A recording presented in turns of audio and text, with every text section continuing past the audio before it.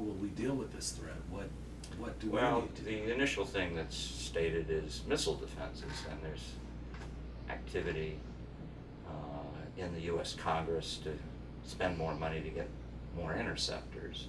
Up in Alaska, we have some, but the number is a paltry number, something like 10 or so, and they want to increase those numbers.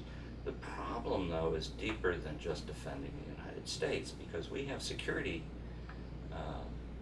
alliances and treaties with South Korea and Japan, who are directly in a line of fire with even shorter range missiles.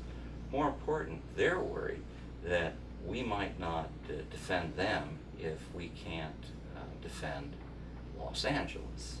And they fear this exotic term, decoupling, might be in play. That's a fancy word for we'll be spooked by the North Koreans and not want to defend our allies, South Korea, against North Korean threats, or Japan. It gets a little more complicated still because there's China in the background. China and Japan do not get along.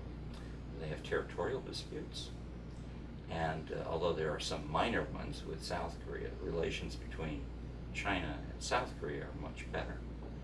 Now, one of the things that this crisis does is it excites the concerns of South Korea and Japan to worry about whether the U.S. will defend it, and the Chinese, to be honest, rather delight in this because they prefer the alliance relations to be weak. And they've done everything they can not only to divide South Korea and Japan from the U.S., but South Korea from Japan. There have been attempts to get Japan and South Korea, who have historical animosity, given that Japan occupied and brutally ruled South Korea during the Second World War and before, to work together. And none of this crisis is doing anything to enhance the prospects of that. The South Koreans just elected a new president who actually is bringing up old historical grievances with Japan.